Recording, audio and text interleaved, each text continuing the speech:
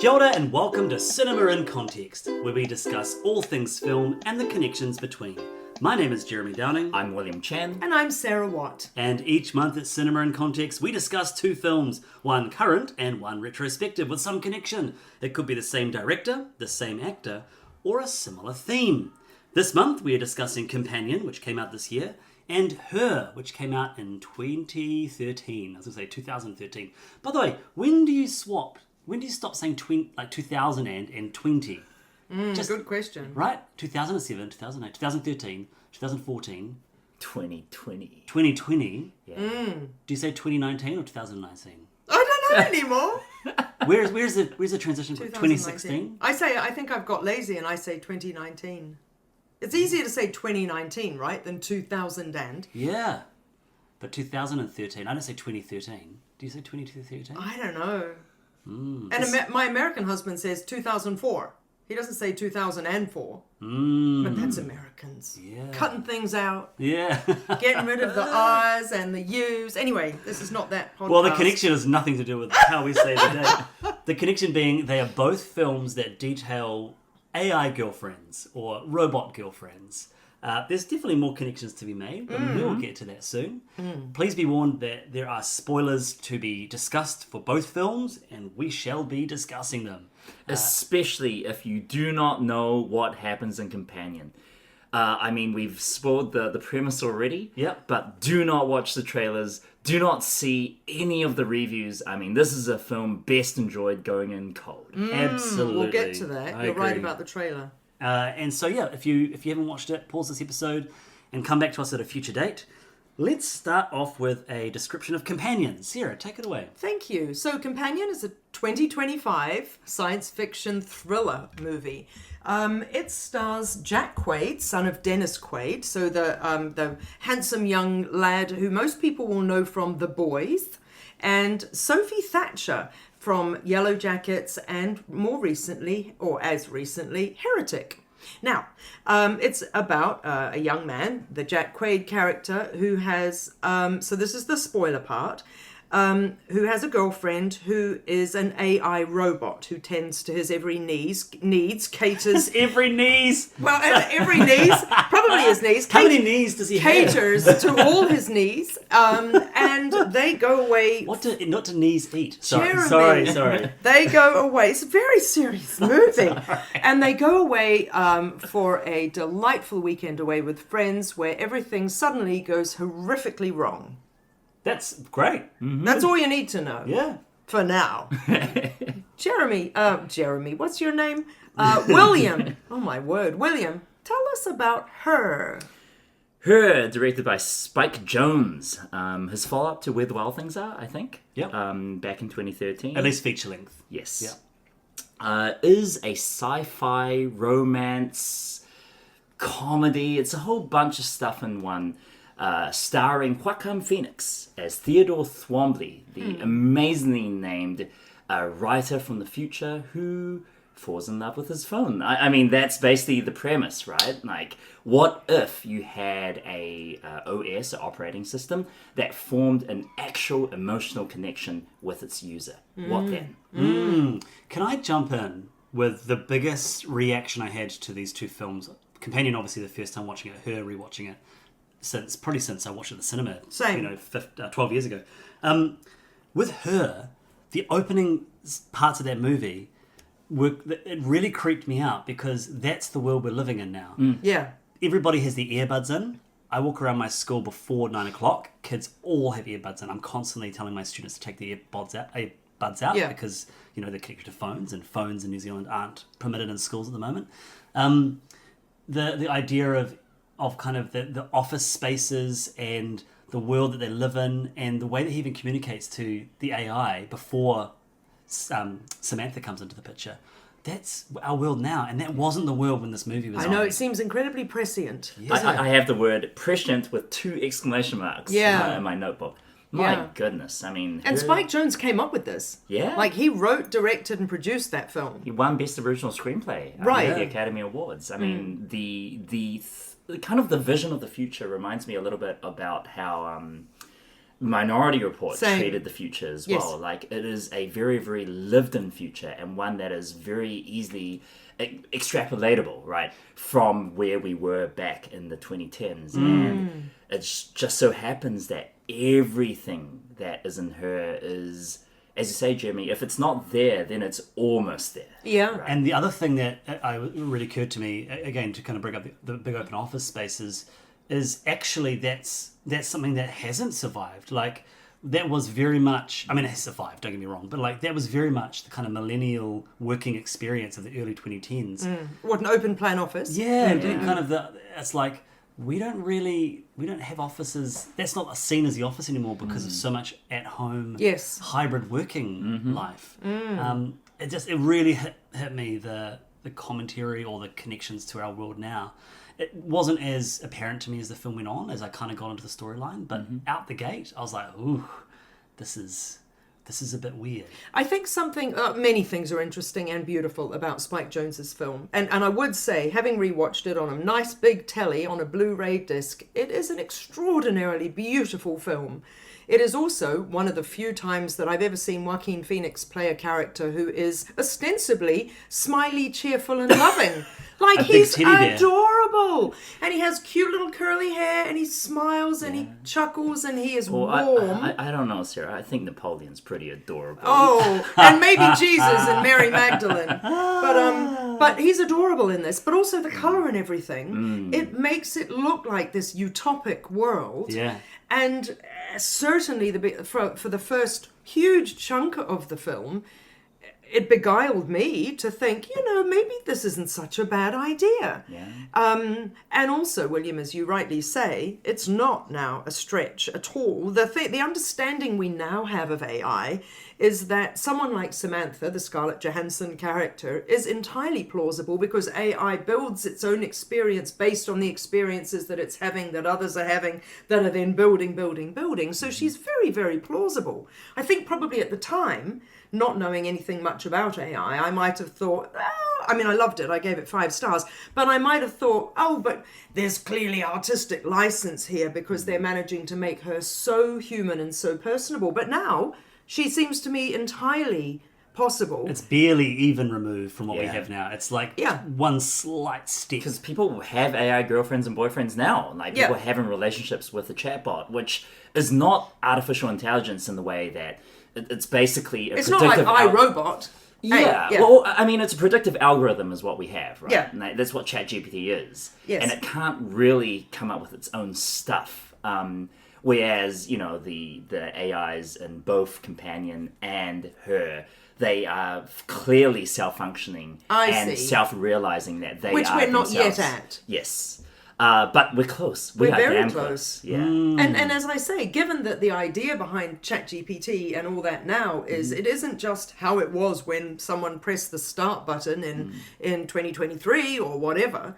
It is evolving all the time, right? So am I right? Every experience of ChatGPT, that anything you did this morning, if you were to do the same thing this afternoon, it would be different. It would be developed, kind of, right? Because it's an ongoing. Yeah. Can I just say this about Her?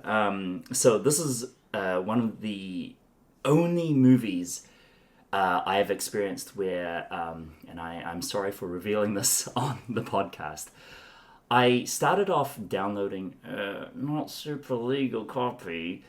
I watched it, and the day after, immediately went to the movies to watch it. Oh, it was nice. that good. Yeah. And I just wanted that experience in a darkened space on a nicer screen.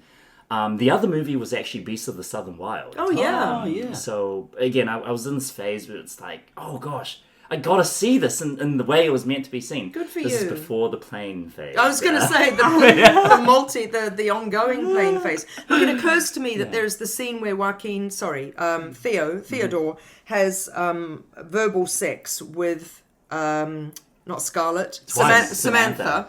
And the screen goes to black. Yeah. And that's a really nice way of doing it because we don't need to see any kind of like self-touching or whatever, because the whole point is that the relationship is entirely verbal. Well, that in a cinema, amazing, because then you are immersed in a darkened room with excellent sound. and really experiencing that without. I don't mean that in a filthy way, but do you know what I mean? The very end of the movie as well. I just remember the sound design with Amy Adams breathing out. And that's the final thing in the film before the credits roll. It's like, man, this is amazing. It's funny you bring up your experiences watching the film and you bring up that scene, Sarah, because my experience, I saw her twice at the cinema. I was working at the cinema in Wellington at the time. And the first time I went with my mum. My mum was in town. And we went and saw this film, and we both really enjoyed it. But that sequence where it goes to black, and you're just hearing this couple having sex, albeit, phone sex or audio sex. Like, I'm sitting in the dark next to my mum. It was definitely super awkward. It was awkward. Yeah. And then the second time I saw it with a good friend of mine who was going through a marriage breakup, and so he just sobbed through the whole film. Wow. It was quite a powerful moment. And I don't know whether he was warned. I'm sure I would have warned him. I don't know, because I'd already seen it. Yeah. So and there are several marriage breakups, aren't there? Yeah, but the core central idea is again and again, like different breakdowns of relationships. And I think on rewatch, now having been through my own versions of that, in a more present way or a more aligned way to what goes on in the film, it really is. Man, it's. Really well put together. It's personal. It feels very real. And I think it's just, on a meta level, it's fascinating how, again, Spike Jonze and Sofia Coppola, were married, and after they divorced, they each made their breakup movie. Yeah. So both starring Scarlett Johansson, which is nuts. This is his breakup film. Yeah. So he wrote this after the end of the marriage to Coppola? Yeah. And what was hers? Lost in Translation. Oh, geez. I mean, the Giovanni yes, of course. Ribisi, and I mean, the Anna Faris is, probably, her character's probably Cameron Diaz, right? Yeah. Right.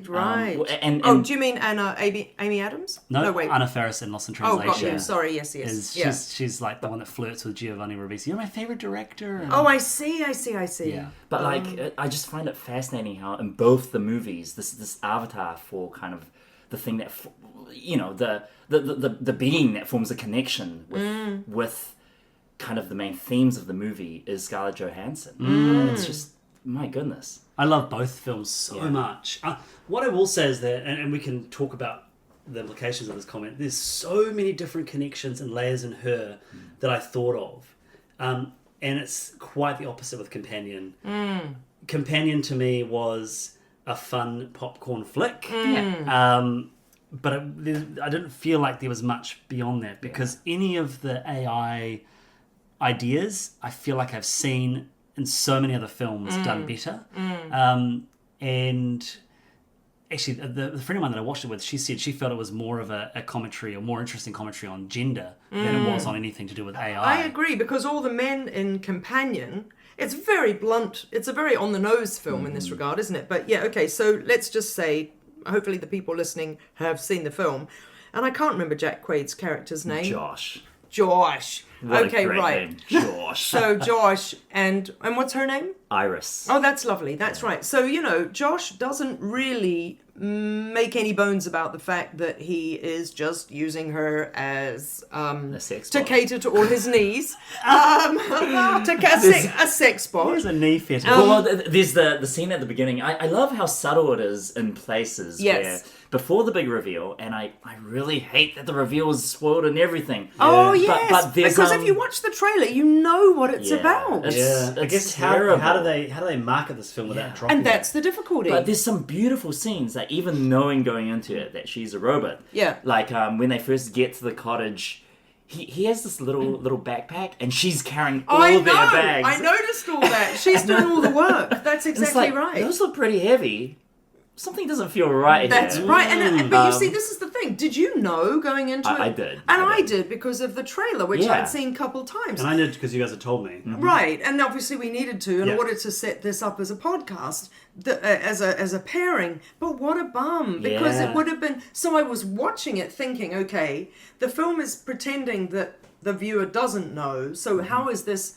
So how is it working? And I was like, well, it's working quite well, because she going, I feel really anxious about it, and him being a little brusque about it. You're like, but she's feeling anxious, which plenty of girls might. So you don't immediately twig. And his friends, how they talk about her, it's like, oh, this is pretty awkward. Yeah. And it's like, no, it's not you. It's just what you represent. Exactly. And then the fact that she says to I can't remember any of the characters' names. It's terrible, isn't it? Yeah. The girl who doesn't like her cat. Yeah. She says, "I guess I'm just not built that way." And then you realise later, well, actually, Iris is the one saying that. Yeah, Iris literally isn't built that way. But then I went, well, hang on a second. Iris doesn't know that she's AI. Yeah. So therefore, when she says, I'm not built that way, she isn't actually saying it as in I'm acknowledging that I am an AI bot that hasn't been built that way. She's using a turn of phrase that we would all use as humans. So in that way, you could say kind of clever.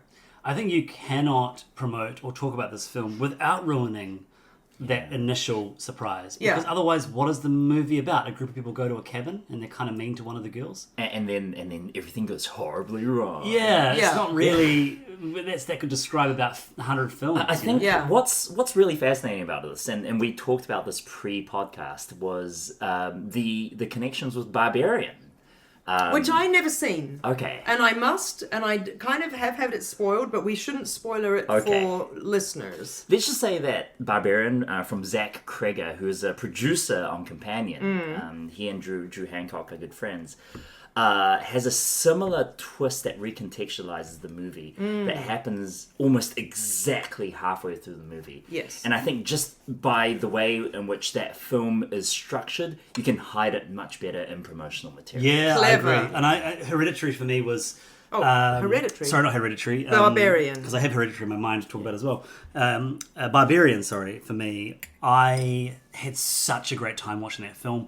I watched it very late on, like a couple of years after it came out, and didn't know what the twists were, and just had such a joyful experience. It's equally... It's a horror, right? I haven't horror seen it, and comedy. I'm gonna. Yeah. It's very funny. But it's kind of Definitely, generically horror. The first half is genuinely scary. Yes. And then when the kind of halfway point that everybody's talking about, it just... It veers off into a completely different genre. Yeah. Right. Yeah, and then it kind of brings those two elements together by the end of it. I just think that it's similar to Companion. It's not, like you're saying, Sarah, they're not subtle films. No. There's no complexity or nuance of ideas like there is in Her, or Lost in Translation. It's you're watching it for the plot and the joy of these set pieces. Yeah. I had more of an enjoyable time in Barbarian. Yes. Mostly because I respond to the ideas of Barbarian more than another AI cabin in the woods sort of storyline. Because it's basically Ex Machina, right? Like, I don't know about you guys, but I was watching Companion going like, this is like comedy Ex Machina. I haven't rewatched Ex Machina, you see, and I loved it at the time, and for some reason I haven't been able to bring myself to rewatch it. Okay. I do remember that it all goes pear-shaped at the end. Yeah. And it's also, Ex Machina is also explicitly about nice guys, trademark. And how, like, the masculine sense of what is good and what is bad sometimes just does not gel with expectations. Whereas, but Companion isn't, right? Oh, no, it is, because Jack Quaid, Josh, he keeps saying, but I'm a nice guy. That's but not his he's accent. so not. But he thinks he is. But and does it's the whole critique of like the so-called nice guy and how it's actually an incredibly toxic stereotype. Yes. Yeah. Does he think... Because he keeps thinking that the world is against him, that the world owes That's him the true. money, that Iris is just a tool to get the money. That's true. And it's just this exploration of that, which is, again, a lot of that is seen in Ex Machina as well. Yeah. Also with robot arms, also with the whole fembot thing. Yes. Yeah. I was really reminded of Megan when I was watching this. Oh, as nice. Well. It's another robot-y sort of film, and Yeah. I guess Joe Johnson is in my brain because I'm watching White Lotus season 3 and Morgana O'Reilly, Morgana O'Reilly Housebound. from This is how Housebound. we're doing the connections. Yeah. We've got a chart in here, guys. and I think I bring up Hereditary and Midsommar and Beau Is Not Afraid. Beau Is Afraid. Beau Is Afraid. Beau should be more afraid, It's but like a terrible film. With that connection with Joaquin Phoenix as well, and I just think stylistically, the kind of way that these films jump to different sequences without warning, the sort of domestic but filmed in these very operatic ways. It's the A24-ness of it all. It is, absolutely. I also think about Scream Scream 5, I think it was. with Jack Quaid. Jack Quaid, playing the as same well as- like douche boyfriend character. And we just did an episode on Honora, Mikey Madison. So which I watched with my mum somewhat uncomfortably, so all the Oh connections wow! are coming through. Yeah. So I just think that Barbarian, what's it called? Companion feels very much of the style of film. Heretic is another one you bring up. Yeah. There is this sort of style of horror meta comedies that are enjoyable, but some of them I enjoy. Some of them connect with me more than others. And Companion was fine. Yeah. I would like to say Sophie Thatcher, I have a real growing admiration for. I think she's terrific. Oh, I'd love to just say as a tiny aside, because I don't know if you guys are watching Yellowjackets. I watched the latest episode last night. Right, and we're not up to the latest. However, what I would say is there's a line in Companion where she speaks, and it might even be where she's tutoing with her voice going up and coming down. But anyway, she does a line, and she sounds exactly like Juliette Lewis used to sound back in the day, which, funnily enough, she plays, obviously, the Juliette Lewis character in Yellowjackets. But funnily enough, she sounded more like Juliette Lewis in Companion than she does in Yellowjackets when she's technically meant to be sounding like Juliette Lewis. But I thought that was moderately interesting. I think that Sophie Thatcher is great. Yeah. And I think she's terrific in this. And I thought Jack Quaid was great. His as we've said, the character isn't written in a very nuanced sort of way. He does have a great look for somebody who can easily look like a good guy. His face is so punchable. But he's like, and I hate to say it because I don't love Dennis Quaid, but my God, he is growing more and more into his dad's face. Well, it's both of his parents, though, Meg isn't Ryan. it? And Meg Ryan. Oh, I forget that Meg's his mum. Yeah. But he's a nice-looking boy, and he can easily play the nice guy as well as the daft guy, as well as the boys guy or whatever. But not a subtle character. I do want to acknowledge, though, Drew Hancock wrote it, didn't he? So Drew Hancock, guys, is this is his, as we've said, first time directing, but he's a colleague and a friend and a companion, if you will, of your dude. Who did Zach Cregger. That's the one. So Drew Hancock's script actually is quite clever if you don't know the conceit. For example, later in the film when he says go to sleep and we see the eyes change and we go, oh shit, she's a robot if we didn't know already. Whereas prior to that, they're in bed together and she's like, I just want you to know I'm having a really nice time, da-da-da. And he goes, Iris, go to sleep. And you think, dude, what a meano! And then you realise later that that's his way of shutting her down. And I really respect the fact that that's done in darkness and we don't see her eyes change and it's not a giveaway. So I quite liked that, looking back and being able to go, oh, there's a tell, there's a tell, there's a tell. Like the suitcases or whatever. But I do feel for anyone who's going into the film knowing the stuff and therefore missing on seeing it unfold. Well, I did enjoy being surprised when the Lucas Gage character was revealed. Oh, that was neat, robot. right? Yeah, should've another White seen it Lotus. coming. Another White Lotus connection. That's what I thought. That was nicely done, wasn't I it? twigged just before it happened. Yeah. Because he's too perfect. Well, it was something about his partner that he said something I can't remember, and I was like, oh, he's a robot. He was Before great. They said we're cutting it into 3, and he's like, why 3? And we're like, because, and he's like, don't say it in front of him. Yeah. Honey, go to sleep. You know, and we're like, beautifully done. Yeah. That was a terrific relationship. There's some really good side characters in her, just to jump back to her. Like I think about our buddy from Parks and Rec, Chris Pratt. Chris Pratt. When he appeared, I was like, oh my God, I forgot he was in this. And I miss Chris Pratt. Yeah. This is Pratt, 1 year that guy. 1 year before Guardians of the Galaxy we got real buff and Marvel. Yeah. And he was still just the schlubby guy from Parks and Rec. Yeah. And he's so good. Yeah. I just think it's some of Amy Adams' best work. I do. It really reminds me of the Cameron Diaz character from Benjamin Malkovich, if only in Here. But she... Here versus her. I just think that her work with Joaquin Phoenix is wonderful. She really reminded me of Midge in Vertigo. That kind of the female best friend. Is there romance there? What's the situation? Maybe there kind of was, which we know there kind of was when they were in college. Yeah. She's lovely, and rewatching it, I did think not only is her performance stunning and them working together is stunning, but as brilliant as Scarlett Johansson's performance is, and as brilliant as that, and credible as that relationship is, even when we're only seeing Joaquin on screen for so much, and he's He carries it, and he definitely can. He has to carry it. He's amazing at it. He's that he can do that, right? But it's lovely when he is there with Amy Adams' character, and it allows us to. Oh, I don't even know how to put this. I just know that I was feeling. It is lovely seeing two humans interacting, and it's propelling things forward, and it's. Almost a different kind of acting because he's playing against a real person. I don't know, it just really contributed to the depth of because I think that the depth of his relationship with Samantha until everything is revealed and, is so upsetting for him. That relationship is lovely. It's a lovely relationship. It's just a wonderfully written script. I mean, he deserves the Oscar for that because you've got these 3/4 relationships. He's got his relationship with his ex-wife, the relationship with Samantha, the relationship with his friendship with Amy Adams' character, and of course her relationship with her husband as well. And, who is a douche. And then you've got the Chris Pratt relationship that there's all this commentary, and then he's writing letters for other people. It's so wonderfully interconnected and.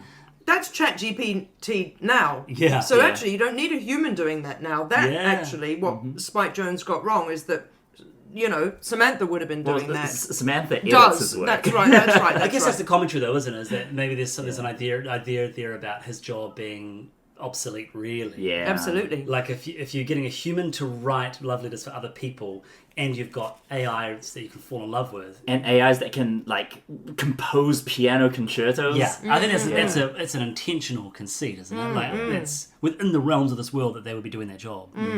Yeah, but just wonderful. I love Kristen Wiig's piece on this. Oh, do you know, I had to look up. So good. I knew straight away. I completely forgot. Yeah, I knew you'd know. I looked and up. Brian Cox as well. I was like, who's the voice for? And it went Kristen. I went, Jeremy's going to be so thrilled. I knew straight away when I was in the cinema. I remember back in 2013. Just because she was at the height of her powers then. Like Bridesmaids was 2 years out. She just left SNL. Or maybe, I can't remember when she left SNL. But because Bill Hader's in this as well, right? He's one of the voices. Is he? Yeah. Which voice? In the cast that I could one of the robot-y type ones. I don't remember any male voices. Maybe he's the kind of Siri at the start. I'm trying to remember who's the little alien. Oh, he's voiced by Spike Jonze. Oh, that is Spike Jonze. That's right. You. Yeah. And so on. Yeah, super cute. Brian Cox, obviously, I picked up his voice as well. Oh, yeah. So Bill Hader is also in the Phone Sex chat room as the guy who's he's pretending to be a woman. Oh. Yeah. I thought it was a male voice, but I wasn't sure. It's a one tiny little piece.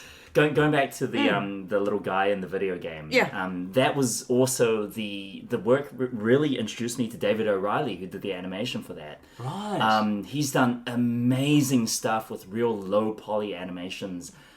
He's also done guest episodes of Adventure Time. He does a little bit of art gallery work as well. But his style is so characteristic, and to get him for this movie, I think it's a perfect match. Yeah, and it feels like computer games today. Again. Yeah, like that's what our games are like. Responding to player action and choice. Yeah, it's amazing stuff, and really is a piece of science fiction. Like this is what the words science fiction are about. Yeah, totally. Yeah. And I remember at the time as well thinking about that sequence where Samantha organises the surrogate, the sort of intimate surrogate, and that being such a loopy, whoa, this is really kind of spinning me out.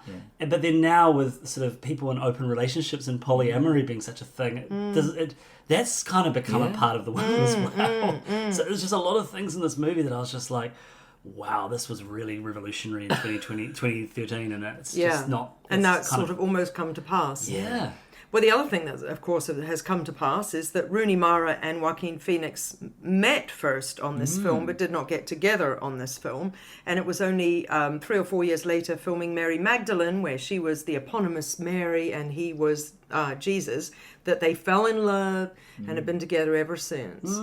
So, but it's cute to see them play together in this one. And they've had a few kids as well, I think. They've had a son called River after his deceased uncle, and apparently they've had a daughter more recently, but I don't I didn't look up what her name is. I imagine they're very private.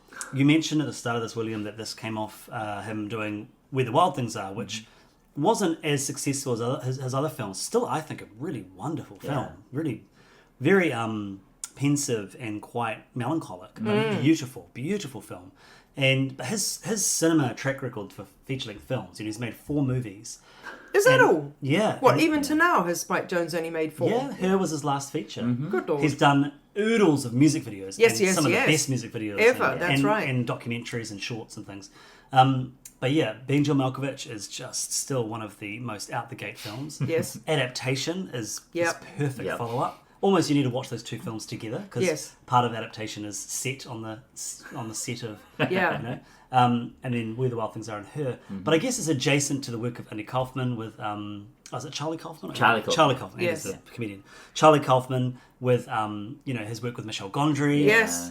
So there's kind of this group of filmmakers that their films are very similar in theme and in style, but they each have their own corner market. But he's only made 4 movies. So you probably know that Maurice Sendak, who was the writer of Where the Wild Things Are, passed away just before Her came out. And so the film is dedicated, it says, to James Gandolfini, who just died at the time, Maurice Sendak, and the 2 others, I was like, oh yes, I totally know. Oh, a cinematographer that he admired and had worked with a lot. And there was some other 4th important person. Well, I know that Samantha Morton, she didn't die, but she got a shout out, an appropriate one. Because she was meant to be the Scarlett Johansson She wasn't character. meant to be, she was. She was on set, she recorded all the scenes with Joaquin Phoenix. So what happened there? In the edit, Spike Jonze just felt that her voice wasn't right. And what I've read, the trivia, is that with her blessing, he went and found another actor. Because she's credited as a producer in the film. Wow. And if you think about Amy's character's called Amy, Samantha is Samantha. Of course. So they did that quite intentionally, and then they had to keep it when Scarlett came on. Yes. Yeah. Oh. I also want to say just the going back to the vibes of Her, right? You said it was kind of creepy but lived in, and I think just how they utilize the shooting on location in LA and Shanghai and combining the 2 into this. What's the first location? Los Angeles. Los Angeles. Oh, right, LA, right? Yeah. And so you have all the Shanghai, future city skyline. Yes. But with like a lot of the LA beach culture stuff. Golly, it is unique, and how they use the colors, everything it's not pastels, right? It's orange and salmon and yellow. Yeah, a lot of salmon. Gosh, a lot of salmon. And a lot of deep orange in the women, actually, when the women are wearing lovely orange stripes and whatever in relationship flashbacks and whatnot. And he wears beautiful. I've never seen Joaquin Phoenix wear such colour and look so... Oh, well, I guess I have in Joker, but that was slightly different. But it's a beautiful film, eh? Just how the colour palette, interacts with the themes of the film. This, again, as you said, Jeremy, just the strong sense of bittersweet melancholy. And that is present throughout the entire film. And, presently... extremely presently so once the film ends, and as along with the characters, you kind of let out this breath of just a sigh of relief and of closure. It's a beautiful work. I think this is one of my favorite films of all time. I agree. It's really, really lovely stuff, and so intricately put together, even though nothing much really happens on the grand scale of things. A lot of it's just conversations, because they would have to be. Yeah, but it is a relationship. It is not a meet cute. Although, isn't that a cute thing in Companion about choosing from the meet cute menu? Yeah, I love that line, detail. A drop-down menu of meet cutes. I love it's such a good and line. And then the flashback to the treading on the dinosaur tail, and then it being suddenly when he's... So, sorry to barge in there, but coming back to the cleverness of... Look, I totally agree with you. I think Spike Jonze's film is perfect. Companion is not perfect. It's a bloody good first film. I'll give it that. Yeah. But Well I directed. loved... Yes, and pacey and propulsive, and let's get on with it. I look, we haven't even talked about my friend Rupert Friend. Oh, he's whom everyone's I friend. adore. He appeared, and again was the Leo pointing meme. Oh, look, Rupert Friend! I adore Rupert Friend and everything he does, from Homeland to anything at all. I adore I him. love the joke And I about thought his the Russian character. accent was amazing. I have dirty dealings, and it turns out he actually sells dirt. It's amazing. Dirty business. Sergei, I remember his name. His accent was flawless in my not being a Russian person myself, but fancying myself as a Russian actor. Any AI used to no, I think that's pure Rupert, and so that was amazing. And that was my biggest disappointment is that he's written out so early on. But and then also his death in context of the whole thing. It's like, oh right. I mean, he's kind of a creepy dude, but she's a robot. And also, it turns out that he isn't actually a big baddie and all that kind of thing. He's not actually a gangster. They just blah blah. Again, I think the film is really smart in playing with our expectations around character and then technology and the combination of those two. There's that fantastic scene with the cop.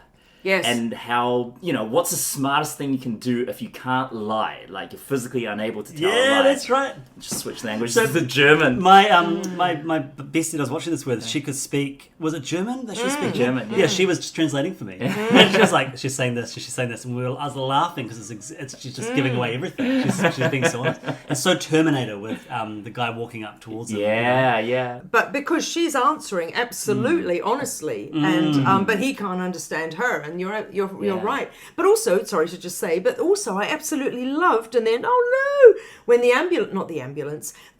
OS people, whatever the firm is called, they turn up and go, yeah, she's clearly don't worry, we'll take her out and reboot her, and they're like, okay, let's go. And her hard drive's completely intact. That's right, because it's not in her head, it's in her stomach or whatever. I like that idea as well of your hard drive being in your stomach and in your heart or in the area. It's a much more interesting. Of course, it would be, wouldn't it? Like, why would it be in the smallest part of? I mean, evolution's done that for us. And that was all well written and clever. And I love how they go back to the car and it's like, yeah, he totally did it. Yeah. But they didn't know. No, all they knew is that he had tutued with the robot. Oh no, but they were like, yeah, he caused the robot to kill them. Oh, I see. Yeah. Because I really like the whole idea of jailbreaking a sex bot to go on murder sprees. Yeah. It's an idea that's out there just enough, but kind of makes sense. Yeah. I have to say the one thing that I didn't enjoy in Companion was the sequence where Josh is throwing her around at the end. I didn't either. Yeah, and I think it's because it's so much a story about male domination over a female character, and it's definitely exploring that. So it's very cognizant of that. But at the end of the day, it was a male throwing a young woman around a room when we have an epidemic, especially in this country, but also across the world, of violence against women. It was very satisfying that he got an electric decorker to the head.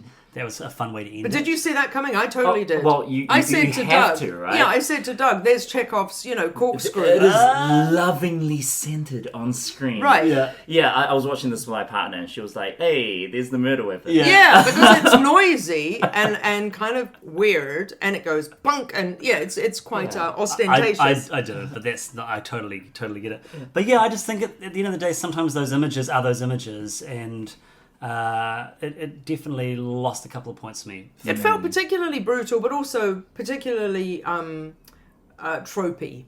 And the final girl trope. I actually said to Doug out loud, I really like the fact that she's still going to get to be the final girl, even though technically she's a robot. But like if it was the other robot, not that plot-wise this would have made it any better, but if it was her fighting that other robot who's a male, it would have been different. Suddenly it's like Terminator or Alien versus Predator. It's her partner beating her up. It was just icky, and I didn't feel like the film was actually smart enough to be doing that. Or the story it was telling was just gross. Yeah. Icky. I love things like the intro questions and the setting up of the OS, and I like. And look, I'm a pretty simple person, particularly when it comes to like these kind of sci-fi things. I'm quite easily like, oh, that's very clever. But the whole point of I'm going to reset her and then I need to program her and all that kind of thing. There was something though, this is where I think I'm a little bit smart. There was something in the rebooted one of her that I thought, well, hang on a second, how are you able to do that? Because you've been reset. So how do you know I think do that?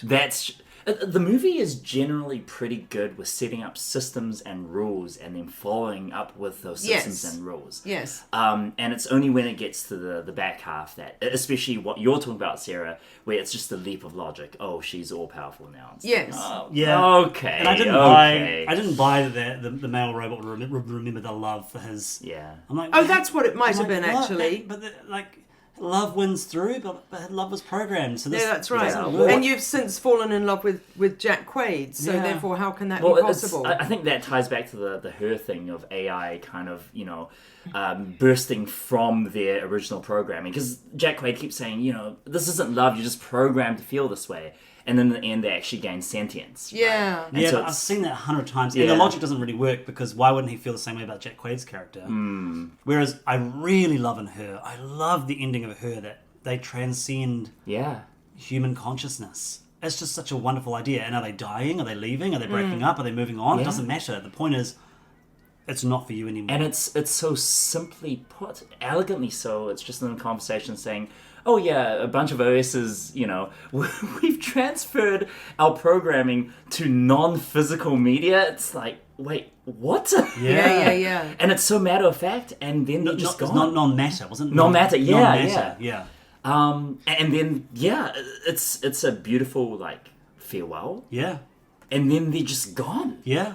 And it's this really cool kind of allusion to the whole "it's not me, it's you" thing, but also tying into the greater theme of creation of humanity. And you see these stories all the time. The Matrix, I wrote all the stuff, kind of our creation surpassing us.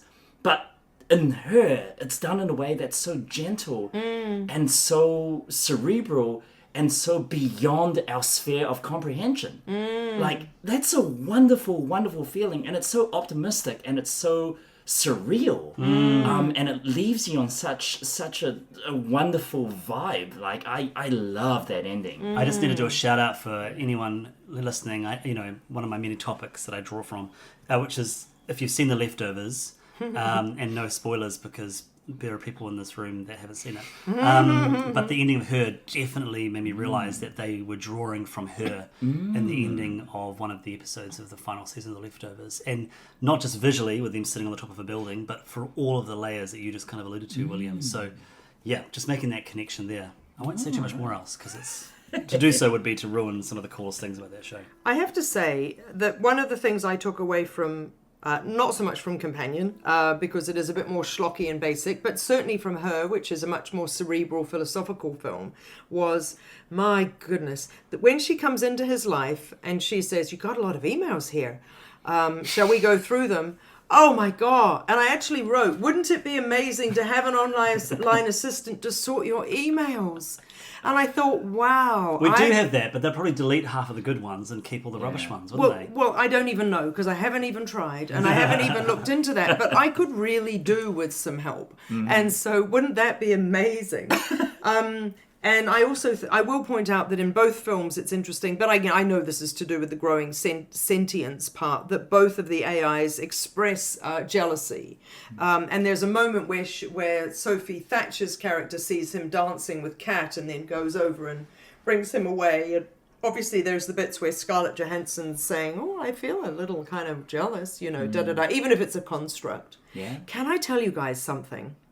I recently met a young woman from America, and she's in her early 30s, I believe, and she shared with me that sometimes when she and her boyfriend are having a conversation and it's getting quite fraught and difficult, she'll go to the bathroom and she will look up ChatGPT to get ideas about how to advance this conversation or how to I guess, have an emotionally intelligent conversation. And I was absolutely gobsmacked because I'm 51 and I've got life experience, which has made me, I think, quite good at having these conversations.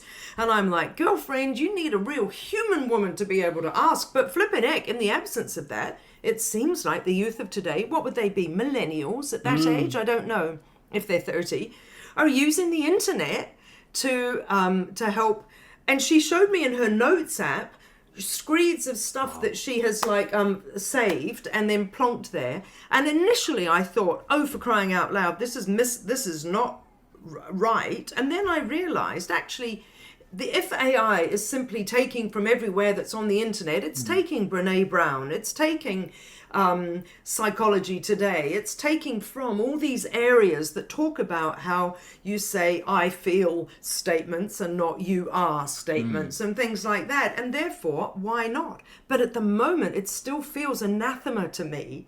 In the same way that as much as I think I would be amazing at Theodore Twombly's job, like I could definitely write Hallmark cards or whatever, but in a way it's like, ugh, I don't want an artificially written letter. I want it to come from the person. Yeah.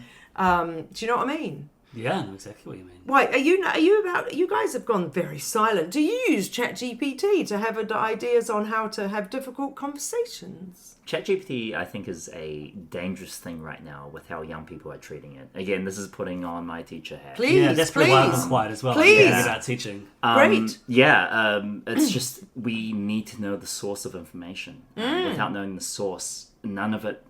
It's not that it doesn't make sense. That it's just it loses all meaning. Yeah. There's a reason why we have primary literature and secondary and tertiary, and when the young people of today use ChatGPT in a way to kind of circumvent all of this and just get to the answer. Yes. You lose all of that nuance, and without the nuance, knowledge is nothing. Okay, So that's really where I interesting come from. point. Look, and I'm not advocating, I'm not condoning what this young woman told me. Mainly, I was just mind blown that it was the thing and that she'd nip out to the bathroom and quickly ask ChatGPT for advice. But I assumed, and actually I realise now, wrongly or optimistically, that the information she would be getting is at least sort of a very speedy kind of curation of resources from the internet. But that includes nonsense. But I think that example is fine because you are then going to curate as a human to apply it to your life in a way that makes most sense.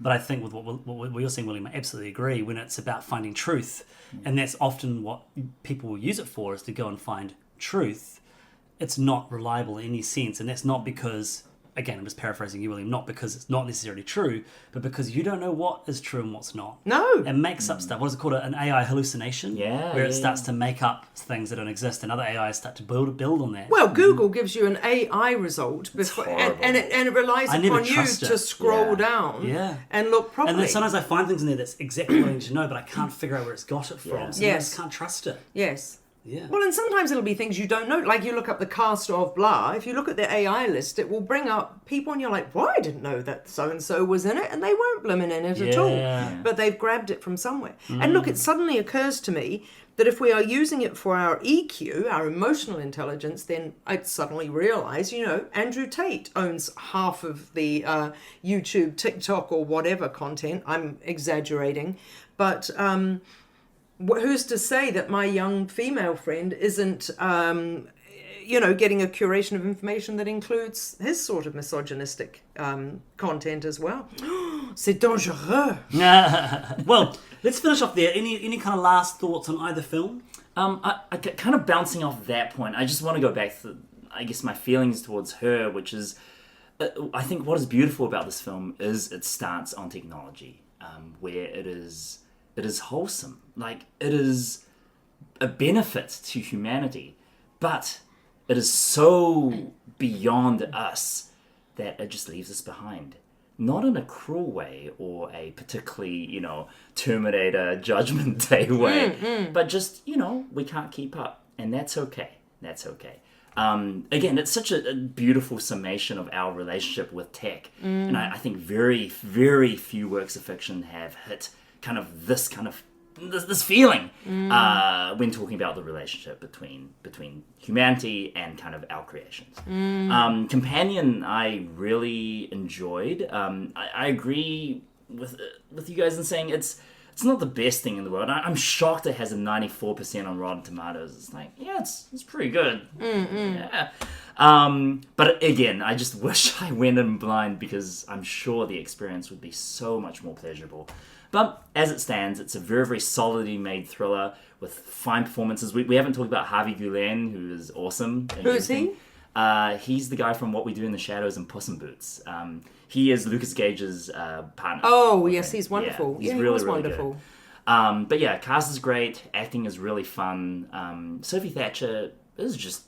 It's her movie, right? She's excellent and kind of otherworldly in just the right ways. So no qualms. It's just 94%. Oh my gosh, people Yeah. love this movie. Well, it does what it says on the tin, probably, you know? I'm going to lead on from there. I just want to say that, because I don't know if I mentioned it before when you mentioned it, Sarah, but I agree. I think Sophie Thatcher is phenomenal. She was one of the best things in Heretic. I mean, to hold her own alongside Hugh Grant in one of his greatest performances, and the other young woman in that movie, they were the best parts of Heretic. No spoilers really for the episode you've yet to see of the Yellowjackets, but she features prominently in it, and her acting is some of the best acting I've seen her ever do in the Yellowjackets. So she's just a powerhouse of a Yes, she performer. is. And She's only about 24. Yeah. She will be on a very woohoo trajectory, just swift behind Mikey Madison. really competent and confident performer. Her, for me, is, we've sort of said it all, and I just think, again, I just want to back up what you said, William. I think it deals with the issues of AI technology and relationships in a way that's really stood the test of time, because it focuses on what it means to be human.